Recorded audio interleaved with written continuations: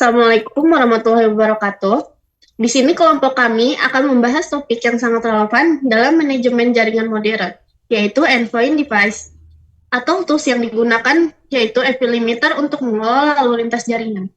Endpoint device atau perangkat titik akhir adalah perangkat yang terhubung ke jaringan komputer yang berfungsi sebagai titik akhir komunikasi.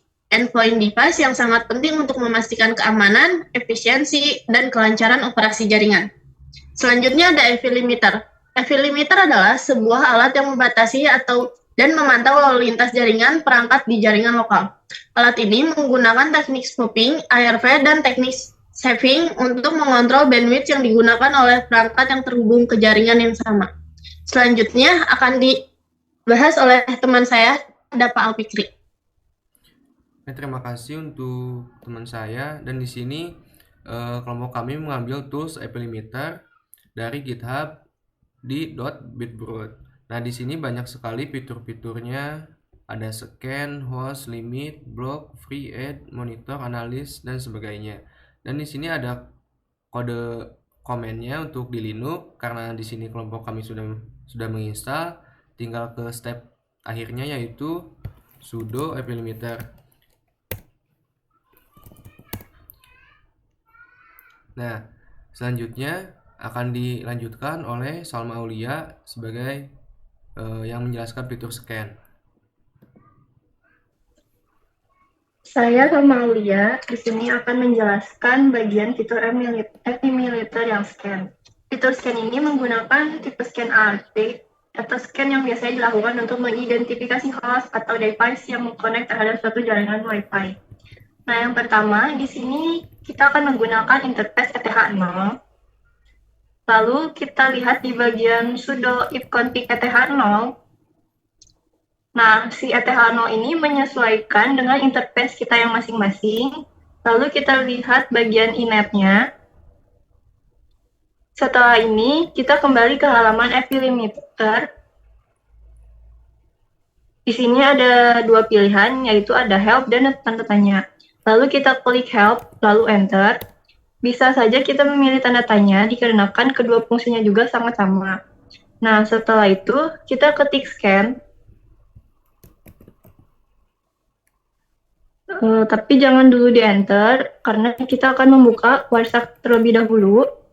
Dan kita klik ETH0. Setelah dibuka, kita kembali lagi ke halaman epilimeter. Lalu kita enter yang bagian scan tadi.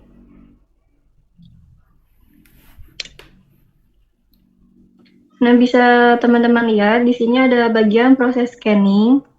Nah, kita kembali ke halaman Wireshark. Di sini terlihat inetnya itu masih sama kayak yang tadi ya, karena diibaratkan kita bertanya ini itu IP-nya siapa. Lalu terakhir kita kembali ke halaman epilimeternya. Dan selanjutnya akan dijelaskan bagian host oleh teman saya Inayah. Di sini terdapat 3 host. Nah, lalu kita ketik host, terdapat 3 IP yang di jaringan yang sama. Di sini yang mau dijadikan korban yaitu OS Windows. Kita bisa lihat dulu IP OS Windows-nya dengan klik Windows R dan ketik cmd. Nah, lalu kita ketik ifconfig, lalu enter. Nah, bisa kita lihat di sini IP OS Windows-nya sudah terscan oleh si epilimeternya dengan IP 192.168.127.98. Nah, di sini yang mau dijadikan korbannya itu ya OS Windows. Nah, selanjutnya akan dibahas oleh teman saya, Arya Wibawa. Di sini saya akan memblokir IP Windows. Sebelum memblokir, kita cek dulu di website Speedtest.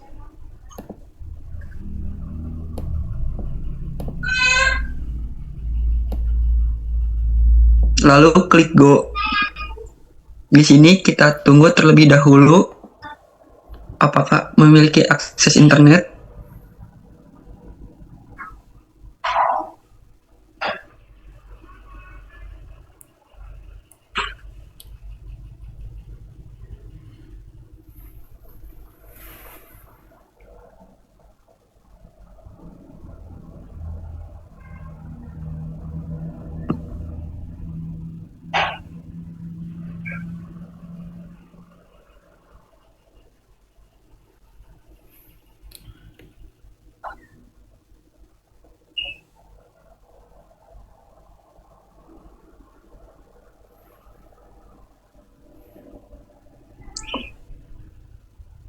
Kalau sudah begini, berarti si IP Windows masih memiliki akses internet dengan kecepatan 12 Mbps. Kita lanjut ke pemblokiran IP Windows dengan ketik blok, masukkan IP Windows 192.168.127.98, lalu klik enter dan akan dilanjutkan oleh Dava Alfikri. Nah, selanjutnya ini akan memblokir akses internet COS Windows. Karena saya menggunakan Zoom di sini, otomatis nanti kalau misalkan diblok, Zoom-nya otomatis keluar. Nah, di sini fiturnya sudah diblok, otomatis di sini akan keluar. Nah, kita lihat dulu statusnya di sini itu bagaimana. Nah, misalkan di sini statusnya udah blokir tuh. Udah diblokir, berarti itu udah bisa, bukan udah bisa tapi sudah diblok. Kita coba buka lagi dengan klik free 192.168.127.98. Ini IP OS Windows-nya. Kita klik enter, otomatis si Zoom ini yang tadinya delay jadi bisa lagi. Nah, di sini kita coba lagi fitur blokir, apakah nanti si OS Windows masih mendapatkan akses internet atau tidaknya. Kita coba lagi blok 192.168.127.98. Di sini otomatis saya juga akan delay Zoom-nya. Di sini udah keblokir, kita coba dulu speed test.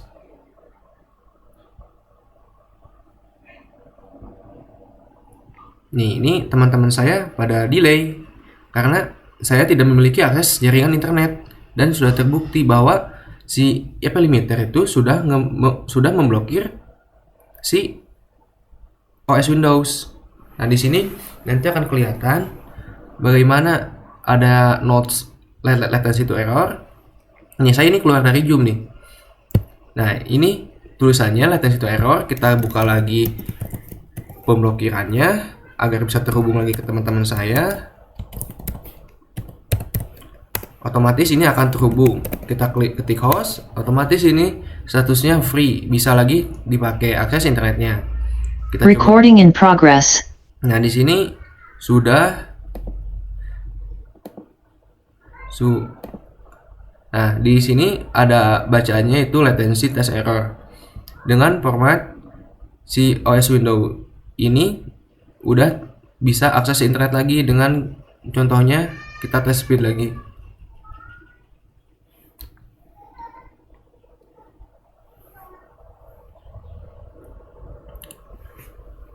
Kita klik go.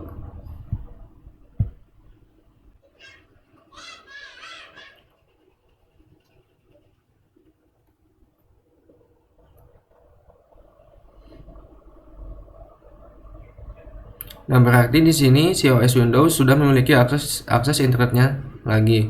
Terus selanjutnya kita akan mencoba limit bandwidth. Yaitu bagaimana caranya? Kita di sini ketikkan limit, misalkan mau mengasih akses berapa Mbit atau gigabit ke si OS Windows, tinggal tulis limit, masukin IP-nya.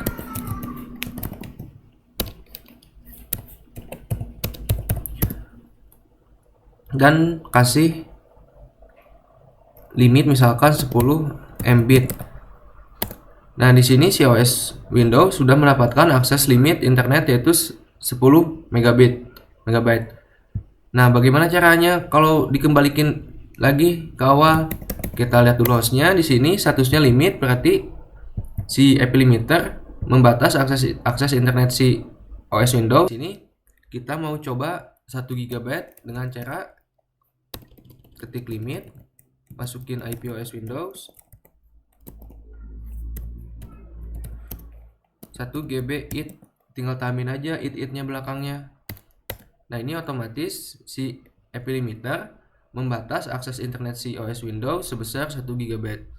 Nah, nanti gimana misalkan mau lihat caranya monitoring si OS Windows itu sudah menghabiskan berapa MB per detiknya. Kita ganti dulu limitnya.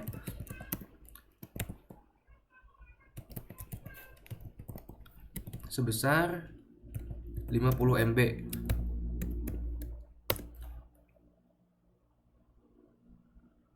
Oh, tipe.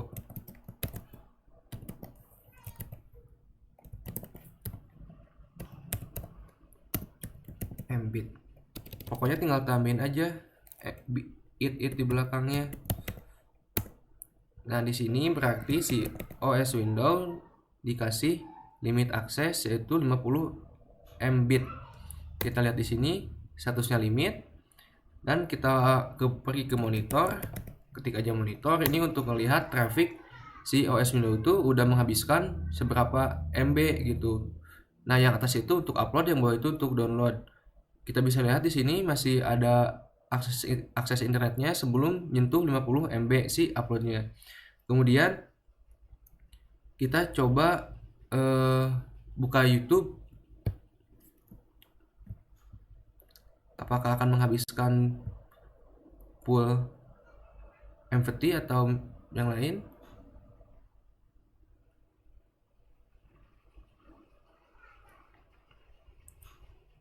Dan di sini buffering.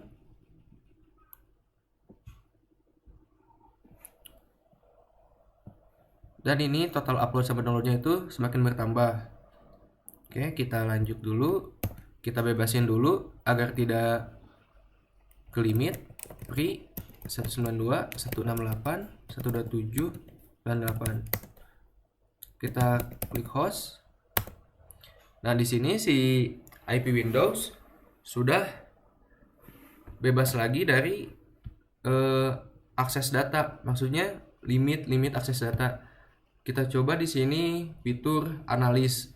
Jadi fitur analis itu merupakan si OS Windows selama 30 detik menghabiskan akses internet berapa megabyte. Kita ketik aja di sini analis, masukin IP-nya.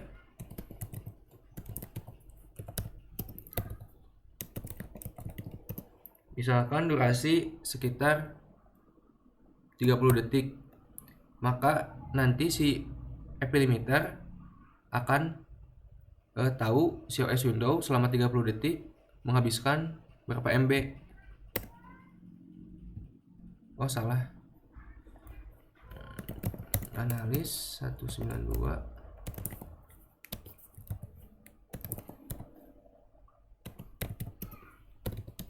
Version. Nah, di sini si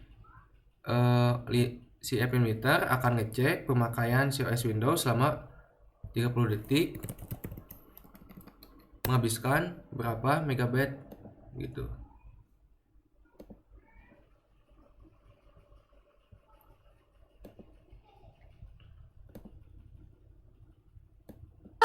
Of Motunui.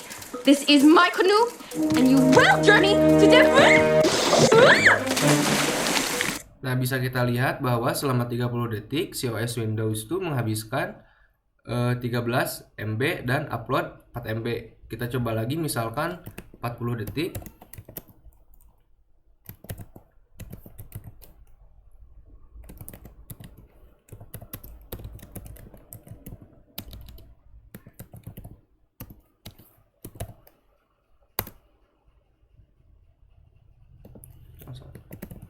Analis 1268 27.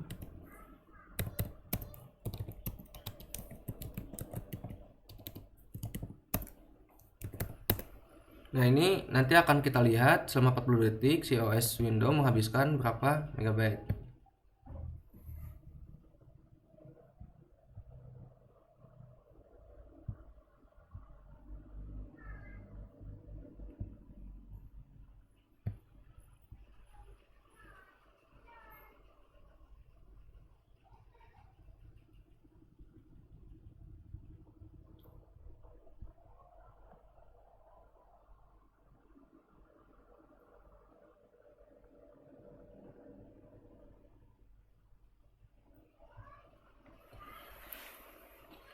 Nah, bahwa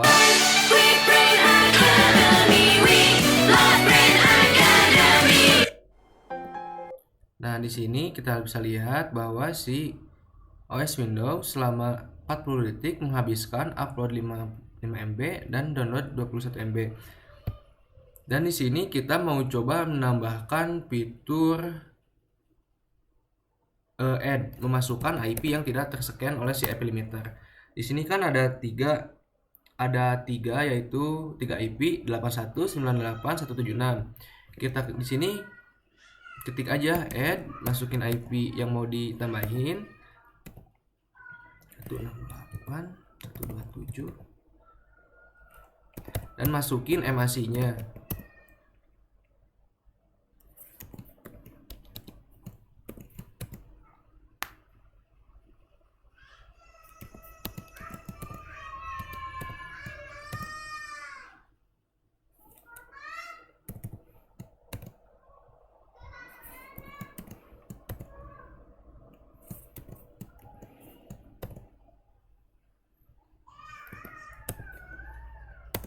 Dan di sini host add yaitu IP yang tidak terscan oleh si IP limiter bisa ditampilkan di si IP limiter dengan cara klik host. Nah, ini IP yang tadi dimasukkan sudah ada di IP limiter yaitu yang 192.168.127.30 dan MAC-nya sekian, hostname-nya non, statusnya free. Berarti itu bisa dikontrol oleh si IP limiter itu. Mungkin cukup sekian pembahasan IP limiter itu. Mohon maaf bila ada kata-kata yang kurang tepat. Selanjutnya akan dilanjutkan oleh teman saya, Arya Wibawa. Silahkan. Jadi kesimpulannya, dengan menggunakan Kali Linux, EV Limiter, dan Wireshark, pengguna dapat melakukan analisis keamanan jaringan yang lebih efektif dan akurat. Kali Linux dapat membantu dalam memantau lalu lintas jaringan dan menganalisis paket data. Sementara EV Limiter dapat membantu dalam menguji keamanan jaringan dengan cara melakukan serangan yang berbeda.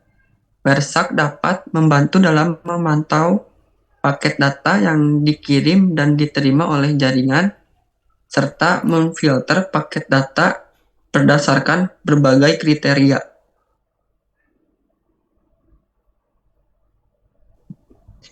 Nah, mungkin cukup sekian pembahasan tentang EV limiter ini. Mohon maaf apabila ada salah kata dan kelompok kami. Assalamualaikum warahmatullahi wabarakatuh. Bye-bye. Waalaikumsalam warahmatullahi wabarakatuh.